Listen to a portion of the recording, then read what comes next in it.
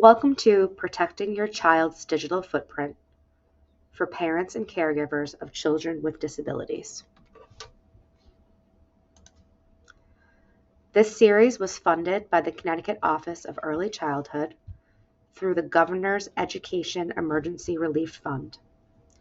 This presentation was created by educational consultants from Learn Regional Educational Service Center and presented by Pamela Santerre, Learn's Coordinator of Educational Technology Integration.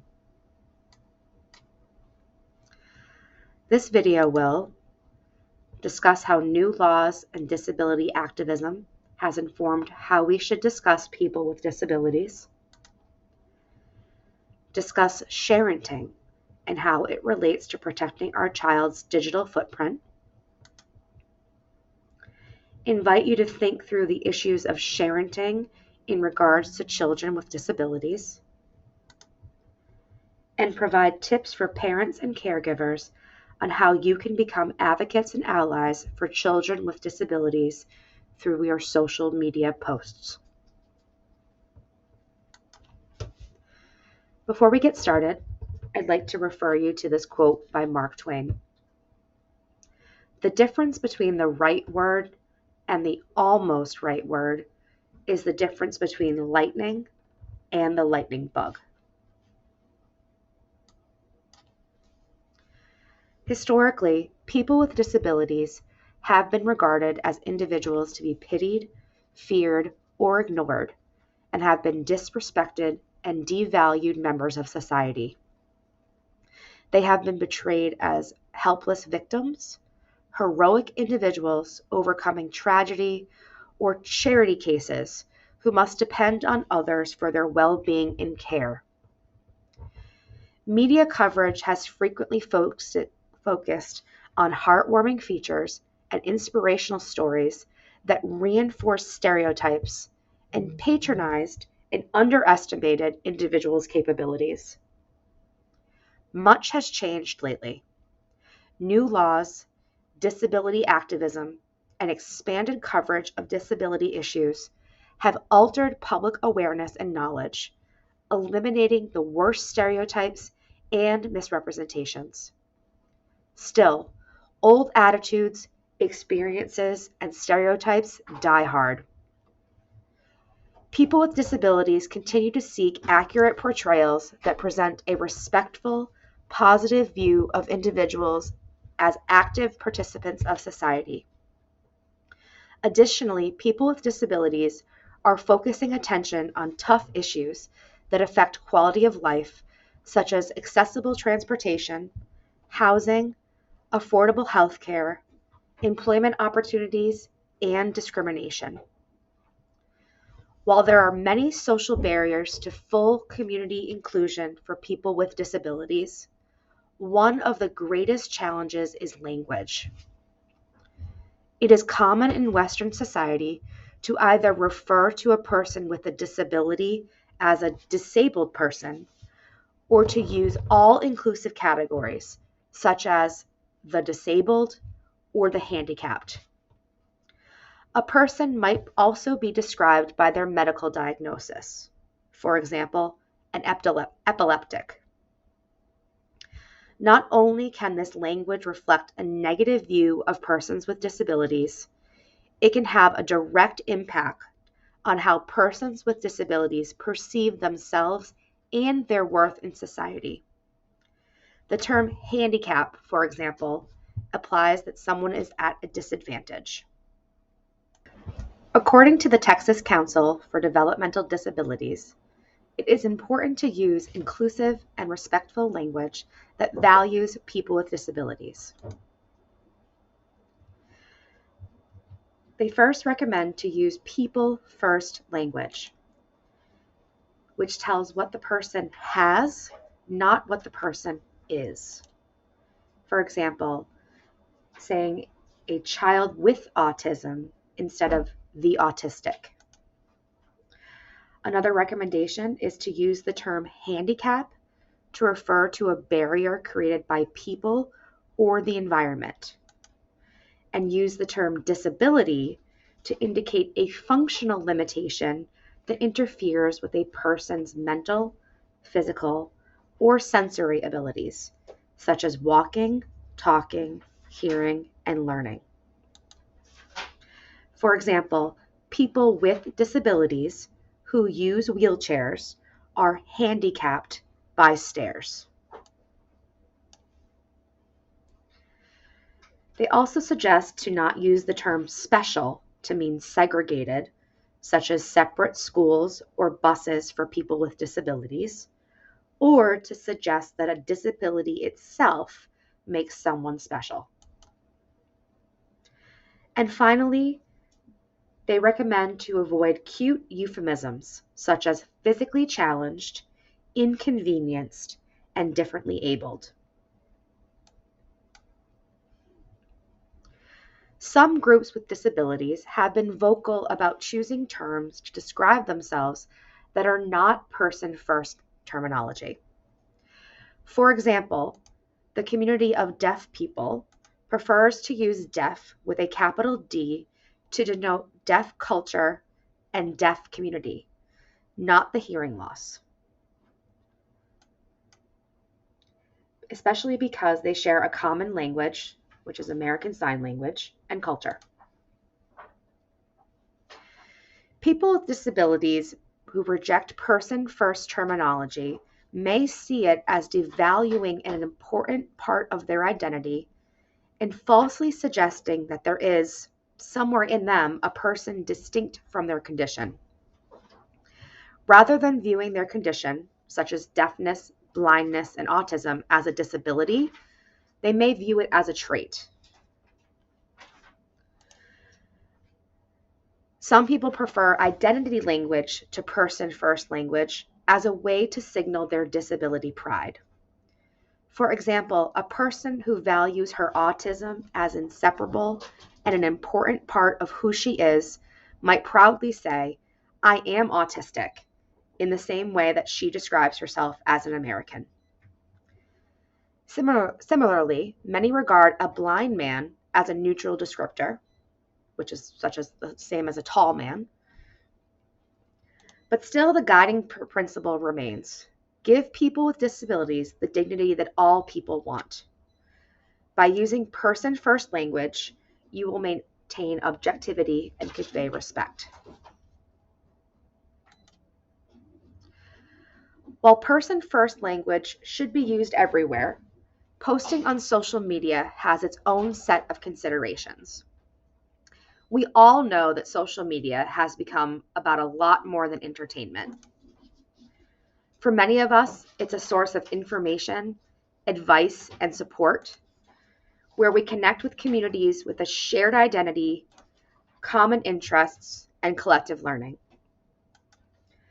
And it's also a place to develop a sense of solidarity and seek validation.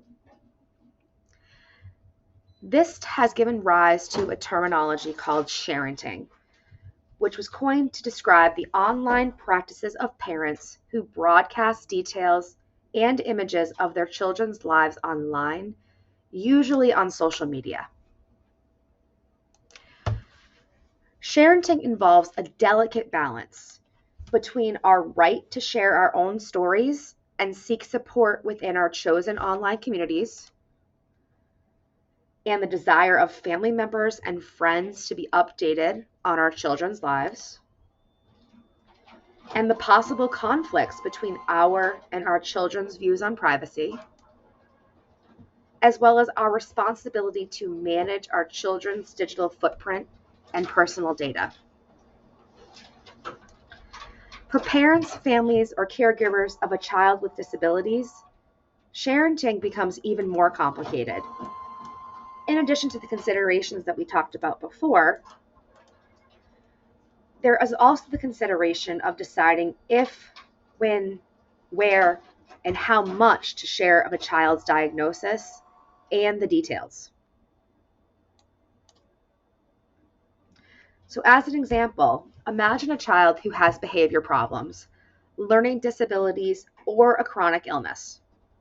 Mom and dad understandably want to discuss these struggles and reach out for support. But those posts live on the internet, with potential to be discovered by college admissions officers, future employers, friends, and romantic prospects. By posting online, a child's life story is written for him or her before he or she has a chance to tell it himself. So who has the right to speak about a person's diagnosis? Parents and caregivers of persons with disabilities want to seek and provide emotional and practical support. They also might use these online communities to seek information about their child's health. They may want to learn from what others have tried, and they may understandably want to vent about their own struggles and frustrations. On the other side, persons with disabilities say they have a few concerns. For example, Sharenting eliminates their decision if and when to disclose their diagnosis in the future. That type of posts have a potential to reach a wide audience and possibly identify them. There may be long-reaching consequences, and many fear that they perpetuate and reinforce stereotypes of individuals with disabilities as helpless victims, heroic individuals, or charity cases. They also feel some of these posts may patronize and underestimate individuals' capabilities or leave them vulnerable for exploitation for financial and social gain.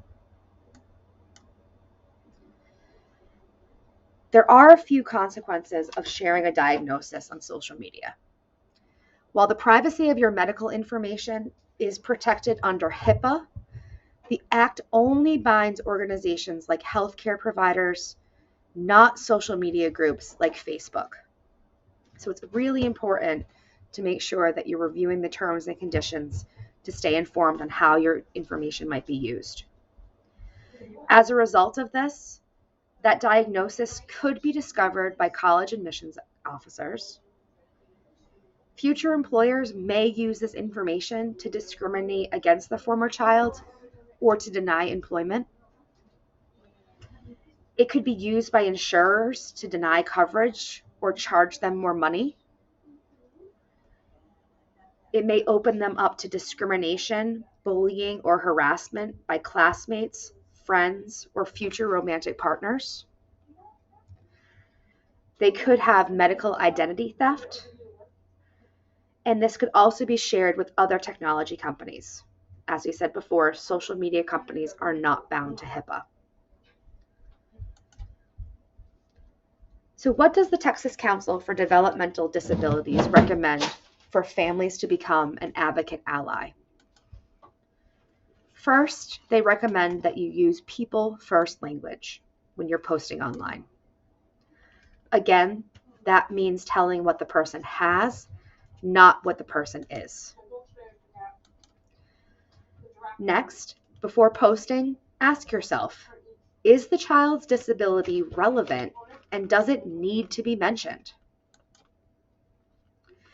In your posts, emphasize abilities, not the limitations. For example, a man walks with crutches, not he is crippled.